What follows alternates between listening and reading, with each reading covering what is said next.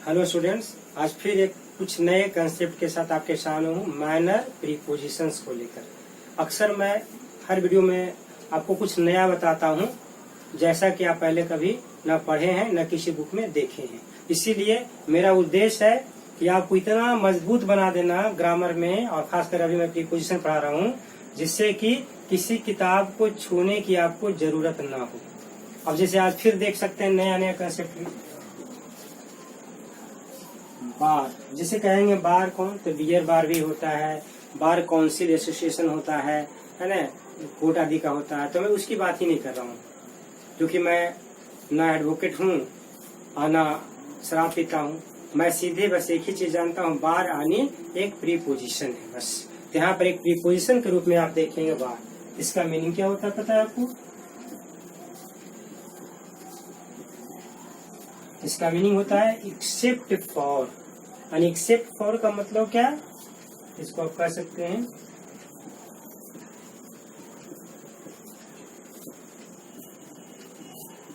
को छोड़कर।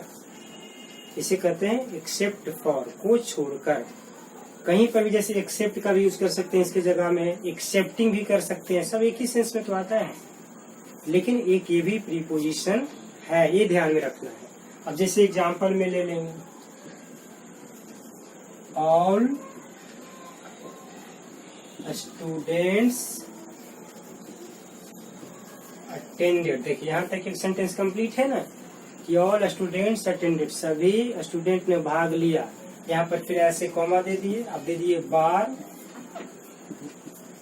टू, यानी दो को छोड़कर। कौन दो को छोड़कर?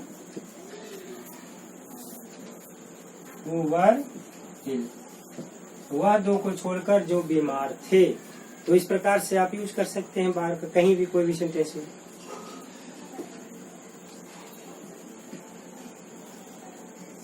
अब देखिए बिलो, बिलो यानी क्या होता है कि नीचे, है ना, यानी लोअर देन कर सकते हैं किसी सेंस में, लोअर देन कर सकते हैं, लेस देन भी आप कर सकते हैं, से कम। जैसे कहते हैं ना below, below below poverty line कहते हैं, बीपीएल कहते हैं।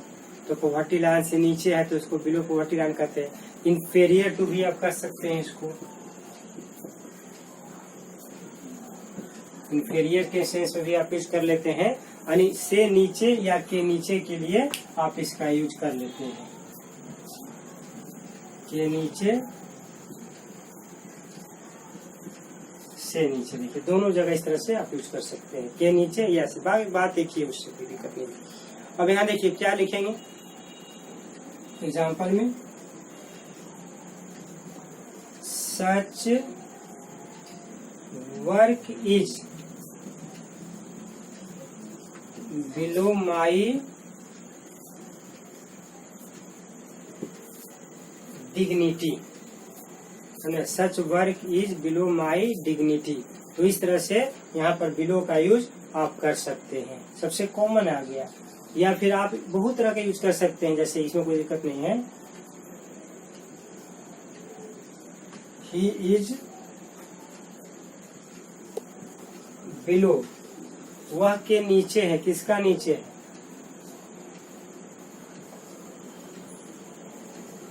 Poverty line. आप ऐसे कर सकते हैं, पॉवर्टी लाइन के नीचे है। एक सरकार के द्वारा या देश के इकोनॉमिक्स के द्वारा एक सिस्टम बनाया जाता है कि मिनिमम इतना से कम कोई भी आदमी अगर कमाता है, अर्न करता है मंथ में, इसको बीपीएल में रखा जाता है। ठीक है। अब जैसे अपने एज के बारे में भी आप कह सकते हैं, आई एम बिलो 50, मैं 50 के नीचे हूँ, यानी मेरी उम्र 50 साल अभी नहीं हुआ है। तो उस जगह पर आप इसका यूज कर सकते हैं। फिर जैसे देखिए कर सकते हैं इनकम दिखाने के लिए, एज इनकम इज बिलो 20,000। यहीं पर देखिए रुपीज में ऐसे करके आर दे देंगे, 20,000 पर मंथ। तो इस प्रकार से आप बिलो का अब यहाँ देखेंगे बिसाइड। बिसाइड देखिए बी क्या है, अगर ओल्ड प्रीपोजिशन की बात करें तो ओल्ड प्रीपोजिशन में बी का मतलब बाई का सेंस होता था। बहुत सारे वर्ड ऐसे प्रीपोजिशन में है जो 2 वर्ड 3 वर्ड से मिल के बना है, तो यहाँ पर बाई द साइड ऑफ का सेंस होता है, बी साइड एक वर्ड में आ गया। इसको आप ऐसे लिख सकते हैं, बाई द साइड ऑफ, इसको हिंदी में लिख देंगे के बगल में, है ना। जहां पर भी आप यूज करना चाहते हैं के बगल में, तो वहां पर आप बिसाइड का यूज कर सकते हैं। अब जैसे एग्जांपल में लिखना है, who was sitting beside you, तुम्हारे बगल में कौन बैठा था। तो यहाँ पर बगल में दिखाने के लिए आप बिसाइड का यूज कर सकते हैं।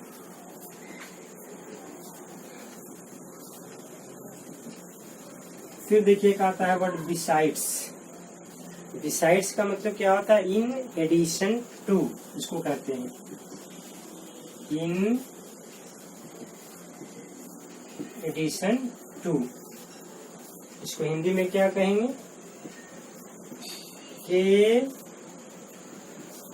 अलावे या के अतिरिक्त, के अलावे या के अतिरिक्त के सेंस में आप इसका यूज अक्सर करते हैं प्रीपोजिशन के रूप में। अब यहाँ पर देखिए सेंटेंस बनाना है आपको।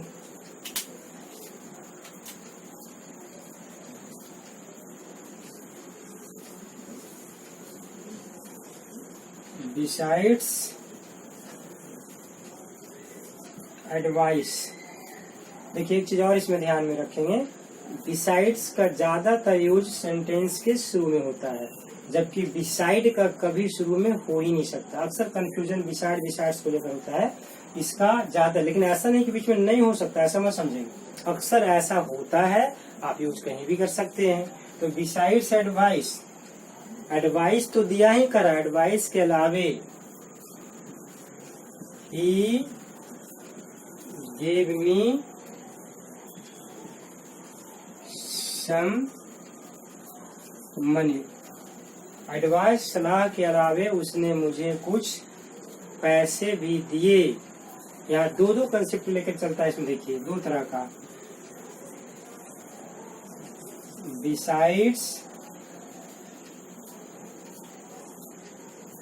A book,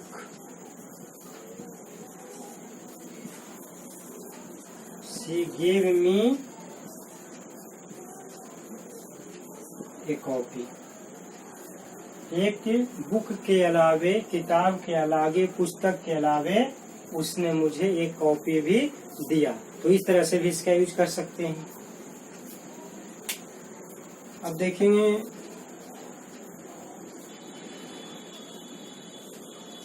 according to. According to यानी इसका मीनिंग क्या होगा, ठीक है, क्या होगा, तो इसका मीनिंग होता है के अनुसार, यानी एज स्टेटेड कर सकते हैं, as stated.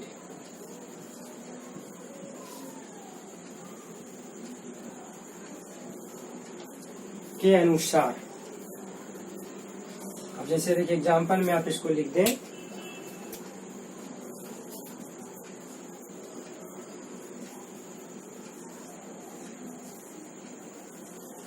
According to Ravi, कोई भी नाम हो सकता है, आप अरिस्टोटल कर दीजिए, सोक्रेट्स कर दीजिए, उससे कोई मतलब नहीं। लेकिन हाँ ये ध्यान में रखना है, अकॉर्डिंग टू मी का यूज कभी नहीं होता है। मी छोड़ करके बाकी सभी के साथ, अक्सर बोलचाल में आपको बोल देते हैं अकॉर्डिंग टू मी, वो गलत बोलते हैं, है ना। मी को छोड़कर बाकी किसी का नाम ले सकते हैं, सब सही होगा। लेकिन अक्सर बोलने में लोग गलती तो कर ही बैठते हैं ना। तो अकॉर्डिंग टू रवि, रवि के अनुसार, और रवि कौन, कोई भी हो सकता है, आप भी हो सकते हैं। यहाँ पर नाम में मेरा कहने का मतलब कि रवि नहीं, रवि यानी कोई भी नेम हो सकता है। तो according to Ravi this is unfair, यह गलत है, इस तरह से यूज आप इसमें कर सकते हैं। अकॉर्डिंग टू का यूज आप कहीं भी थर्ड पर्सन के साथ, खासकर इसका विशेष यूज होता है थर्ड पर्सन में, यानी कोई नाम, ही, शी, इट कुछ भी हो सकता है। तो इस तरह से देखिए कि अकॉर्डिंग। अब यहाँ पर देखेंगे ड्यूरिंग। ड्यूरिंग का मीनिंग होता है in course of. In course of क्या होता है? के दौरान। इसमें एक चीज और ध्यान देना है, ये अक्सर थ्रू आउट से कंफ्यूज होता है। इसका स्टार्टिंग पॉइंट और एंडिंग पॉइंट दोनों स्पष्ट होता है, दोनों क्लियर होता है, ये ध्यान में रखना है। ठीक है, तो इसमें आपको ऐसे लिख सकते हैं ब्रैकेट में, starting and ending points are clear. इसमें स्टार्टिंग और एंडिंग पॉइंट क्लियर होता है और किसी फिक्स सर्टेन टाइम के लिए होता है। ऐसा नहीं कि हमेशा के लिए नहीं होता है, जो चलते रहता है, नहीं। जैसे आप कहेंगे during the first world war, तो आपके दिमाग में आएगा कि फर्स्ट वर्ल्ड वार कब चला? 1914 से 1918 तक, तो 4 साल का हो गया। ड्यूरिंग डिनर कर सकते हैं, डिनर के दौरान, जितना देर आपने डिनर किया उसके दौरान। तो यहाँ पर एक स्टार्टिंग और एंडिंग पॉइंट जो होता है वो क्लियर होता है और ये हमेशा को शो नहीं करता, तो वैसे जगह में आप ड्यूरिंग का यूज करते हैं।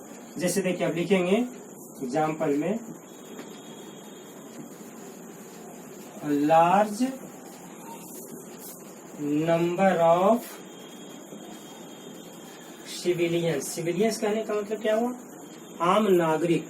सोल्जर्स तो मरते हैं युद्ध में हैं, लेकिन आम नागरिक जो हम लोग शहर में रह रहे हैं, गांव में रह रहे हैं, हम लोग निर्दोष है, तो ऐसे लोग भी युद्ध में जाते हैं। क्योंकि बहुत सारे ऐसे कंट्रीज हैं जो कि वैसे जगह में बम गिरा देते हैं, ठीक है, जहां पर उनको गिराना नहीं चाहिए। यानी ये ह्यूमैनिटी के खिलाफ एक्शन माना जा सकता है। ऐसे भी दुष्ट लोग या ऐसे भी दुष्ट बहुत सारे कंट्रीज धरती पर हैं जो कि आम आदमी को परेशान करते हैं। तो a large number of civilians were killed during the, इसको फर्स्ट को आप कैपिटल में लिखेंगे क्योंकि वर्ल्ड का पहला सबसे बड़ा युद्ध माना गया, द फर्स्ट वर्ल्ड वार या द सेकेंड वर्ल्ड वार, जो भी लिखे। और इस वर्ष से मनाइए कि द थर्ड वर्ल्ड वार ना हो, नहीं तो धरती पूरी तरह से नष्ट, फिनिश। क्योंकि ऐसे बहुत सारे देश हैं, या लगभग देश कह सकते हैं, जिनके पास इतना ज्यादा हथियार है कि दुनिया को तबाही करने के लिए 1 मिनट काफी है। और आप तो अभी देख ही रहे हैं कि एक ऐसा वायरस जिसको कि इसको कह सकते हैं, तो अब तो युद्ध करने की भी स्थिति नहीं है। ऐसा युद्ध होगा जो कि अपने आप सब कुछ ये गली, तो ऐसा विनाशक रूप भी ले लिया है। इसलिए इस तरह का युद्ध नहीं होना चाहिए, ये हमेशा ध्यान में आपको रखना पड़ेगा कि मानवता का खतरा नहीं आना चाहिए। चलिए अब देखते हैं बियॉन्ड। देखिए बियॉन्ड एक प्रीपोजिशन है, इसका मीनिंग होता है द फार्दर साइड ऑफ, ऐसे कर सकते हैं।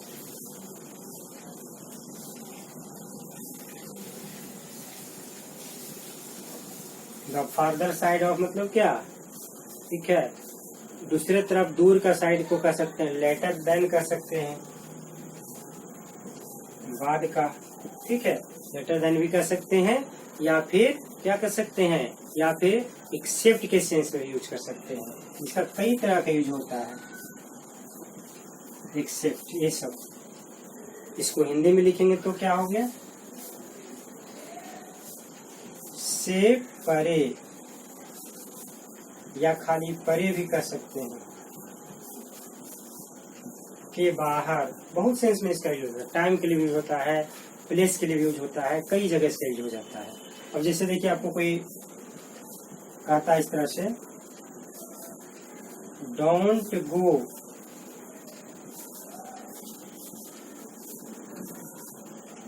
बियॉन्ड द सिटी, है ना, don't go beyond the city, city के बाहर मत जाओ। आपको एक मना किया जा रहा है। तो यहाँ बियॉन्ड का मतलब हो गया सिटी के बाहर की बात कर रहे हैं। तो इस प्रकार से आप इसको यूज कर सकते हैं बियॉन्ड का। या फिर जैसे कहते हैं don't live beyond your means. Beyond your means का मतलब होता है, मीन्स का मतलब होता है सोर्सेज ऑफ इनकम। अपने सोर्सेज ऑफ इनकम से ज्यादा खर्च ना करें, नहीं तो क्या होगा, आमदनी अठन्नी और खर्चा रुपया, तो आप कर्ज में आ जाएंगे। तो इस प्रकार से बियॉन्ड का होता है से बाहर ना जाए। अब चलिए यहाँ देखेंगे थ्रू आउट।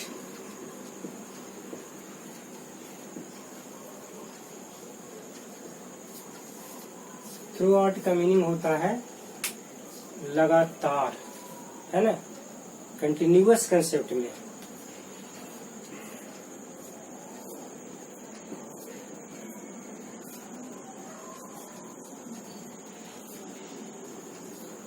लगातार कोई काम चलता है। लेकिन देखिए यहाँ पर एक चीज और ध्यान में रखिए, लगातार का मीनिंग ये नहीं होता है कि बीच में ब्रेक न ले। यहाँ पर लिख सकते हैं कंटिन्यूअस वे विथ इंटरवल। आपको ये ऐसा कैसे हो सकता है, जब कंटिन्यूअस तो इंटरवल कैसे हो सकता है। अब जैसे कहते हैं कि वर्षा सालों भर कहीं कहीं होती है, तो वर्षा होती तो ये थोड़े कारण 24 घंटा वर्षा होते रहती है, मतलब होते रहती है, बीच में रुकती भी होती है। लेकिन कुछ ऐसे जगह, ज्यादातर ऐसे जगह है जहाँ 2 महीना वर्षा होती है, कहीं 3 महीना वर्षा होती है, कहीं 4 महीना होती है। लेकिन कुछ ऐसे प्लेस है उस साल भर में कभी भी वर्षा हो सकती है। जैसे आप मेघालय को ले लें, स्टेट कहें तो, या फिर उसमें छोटा जगह उसका देखें तो चेरापूंजी कह दें, या तो फिर मानसनरम कह दें। अगर एग्जैक्ट पॉइंट को अगर शो करना चाहें तो मानसनरम को कह सकते हैं। दुनिया में सबसे अधिक वर्षा होती है, वहाँ लगभग सालों भर होती रहती है, रुक रुक के ही होती है। तो वैसे सेंसेस वर्ड जो कभी इंड नहीं हो, मतलब कि जिसका ऐसा इंडिंग पर। ड्यूरिंग में आपने क्या देखा कि ड्यूरिंग में जैसे आप कहा कि ड्यूरिंग डिनर कहते हैं, ड्यूरिंग फर्स्ट वर्ल्ड वॉर कहते हैं, तो 4 साल में खत्म हो गया, उसका पहले से फिक्स पॉइंट था। लेकिन थ्रू आउट में ऐसा फिक्स पॉइंट नहीं होता है कि खत्म हो गया। अब जैसे सालों भर वर्षा होती रहती है, मतलब कभी नहीं भी होती लेकिन होते रहती है, रुक रुक कहीं चलती है लेकिन चलते रहती है। तो ऐसे कंडीशन में आप थ्रू आउट का यूज करेंगे। इसको आप कह सकते हैं लगातार, लगातार के सेंस में इसका यूज करते हैं। जैसे देखिए एग्जाम्पल में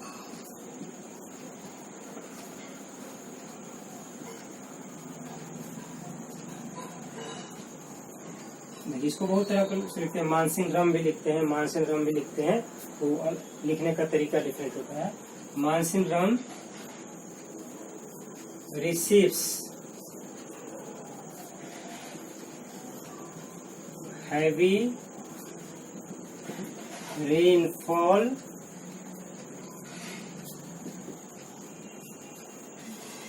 थ्रू आउट द ईयर। वैसे लिख सकते हैं ना कि मानसून रम लगभग सालों भर हैवी रेनफॉल रिसीव करता है, यानी वर्षा लगभग होते। दुनिया में सबसे अधिक वर्षा इसी प्लेस पर होता है, भारत के मेघालय, उसके छोटा पॉइंट चेरापूंजी, और एग्जैक्ट प्लेस अब पता लगाया गया मानसून रम। तो इस प्रकार से आप देख सकते हैं कि सालों भर चलते रहता है, रुक रुक के नहीं होता लेकिन चलते रहता है।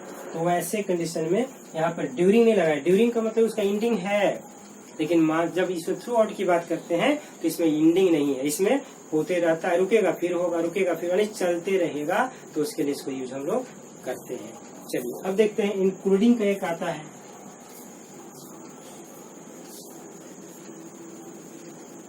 देखिए इसमें 2 वर्ड होता है, इंक्लूडिंग भी कहते हैं और एक एक्सक्लूडिंग भी कहते हैं। एक्सक्लूडिंग मतलब कोई छोड़कर, लेकिन इंक्लूडिंग का मतलब क्या है कि एक पार्ट है, किसी चीज का एक पार्ट है। मतलब कह सकते हैं कि having and something as a part. इसको आप ऐसे लिख सकते हैं, हैविंग समथिंग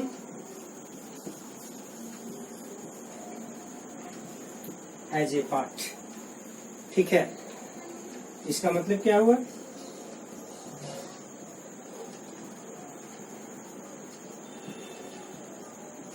को जोड़कर, अगर इसको एक्सक्लूडिंग कर दें तो को छोड़कर, है ना, और इसका हो जाता है को जोड़कर। इस तरह से यूज कर सकते हैं। अब जैसे लिखेंगे, जैसे मान लो कोई भी सेंटेंस बनाइए,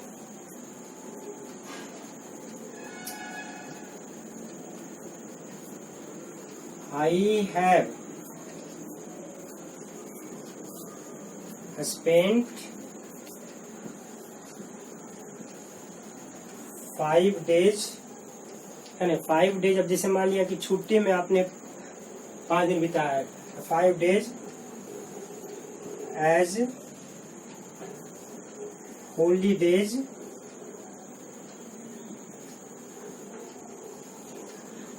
इंक्लूडिंग न्यू ईयर कर सकते हैं, यानी नया साल को ले करके जोड़ करके आपने 5 दिन जैसे छुट्टी की तरह बिताया है, आप इस तरह से लिख सकते हैं। ठीक है, तो ऐसे कंडीशन में इंक्लूडिंग का मतलब है कि जो पार्ट पहले से उसको उसमें जोड़ देते हैं तो उसको आप इंक्लूडिंग कहते हैं। तो इस प्रकार से आपने देखा कि आज भी कुछ नया कंसेप्ट लेकर आपके सामने मैं आया हूँ। Thanks for watching this video.